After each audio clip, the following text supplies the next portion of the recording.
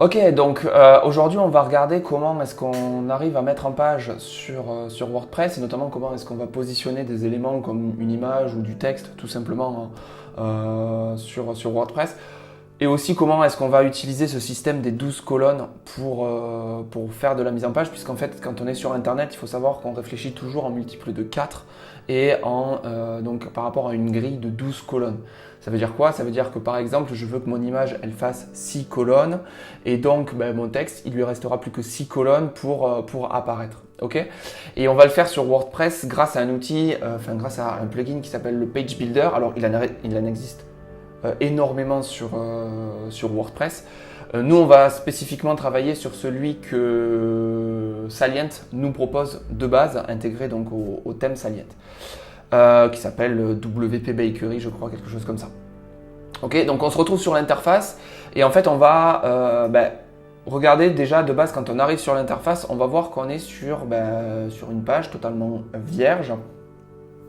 Pour commencer à voir que déjà si le plugin n'est pas installé, il va falloir l'installer. Okay, donc ça tout simplement on va dans Apparence, on va sur Install Plugin et normalement quand on est sur Install Plugin, il va vous présenter les plugins qui sont requis pour pouvoir bien travailler avec Salient et notamment il y aura WP Bakery Page Builder. Okay, s'il est déjà installé, il n'apparaîtra pas. S'il n'est pas installé, il apparaîtrait. Vous aurez juste qu'à l'installer et à l'activer, comme on avait vu sur la vidéo d'installation d'un plugin que je vous mets par là, je ne sais plus.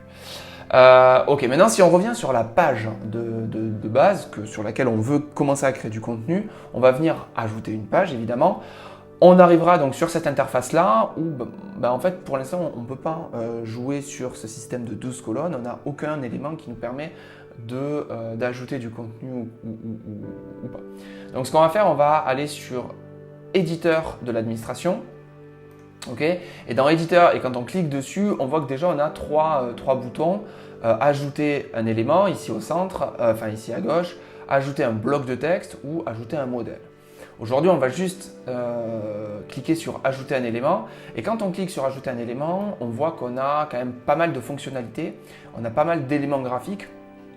Alors, on aura des fonctionnalités relativement simples comme par exemple les boutons, le texte, faire apparaître une image ou un slider, faire apparaître ensuite des éléments comme ce qu'on appelle des toggle panels, en fait c'est des menus déroulants ou alors des onglets, tout un tas de choses qui restent, tout un tas d'éléments graphiques qui sont tout de même relativement simples. On ne part pas dans des fonctionnalités très poussées. Aujourd'hui, on va regarder spécifiquement la rangée. Okay, qu'est-ce qu'une rangée? Ajouter une image et ajouter du texte. D'accord? Donc, on va venir cliquer ici sur ajouter une rangée et on arrive donc sur cette première rangée où il y a tout un tas de boutons mais qui ne vous intéressent pour l'instant pas. On regardera le paramétrage de la rangée plus tard dans une autre vidéo. Pour l'instant, on va être focus, on va regarder principalement ce petit bouton là à gauche, ok, et on va cliquer sur personnaliser. Donc on voit que en fait on a déjà de base la rangée en fait ici signifie qu'elle fait 1 sur 1, donc en fait elle fait 100% de la largeur de la page. On a la possibilité de la mettre en 1 sur 2, donc si on clique sur 1 sur 2, on voit qu'elle se scinde en deux parties, donc on a une rangée avec à l'intérieur deux colonnes qui font chacune 50% de la page. Ou alors ces colonnes peuvent faire soit 66%, donc soit 2 tiers plus 1 tiers, donc 66% et 33%. Okay. Ou alors 3 colonnes, 4 colonnes, etc. D'accord. Si on veut faire à notre sauce, si par exemple dans ces 8-9 propositions, ça ne nous convient pas, on a la possibilité de venir personnaliser. Et alors là, on arrive sur un petit pop-up et on peut mettre ce qu'on veut.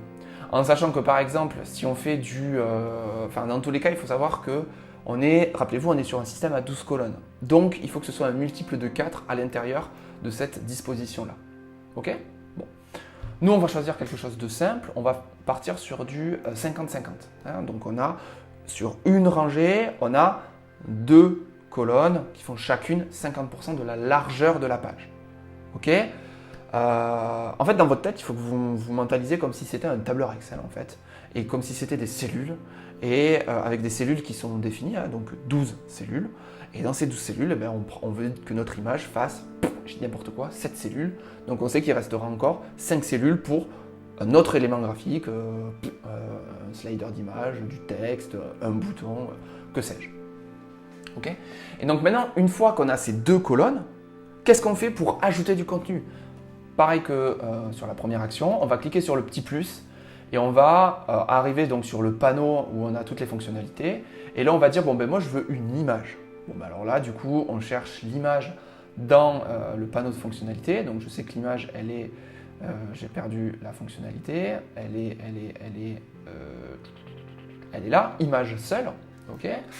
Donc on va cliquer dessus et on va arriver sur tout un panneau de paramétrage, sur un pop-up de paramétrage de l'image.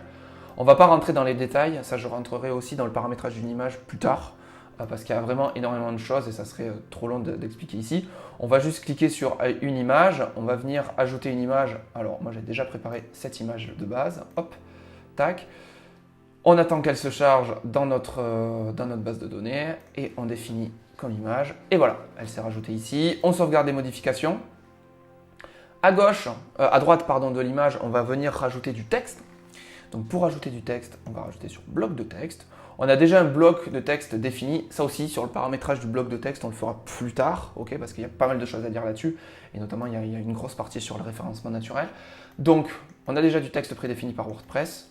On sauvegarde tout simplement les modifications.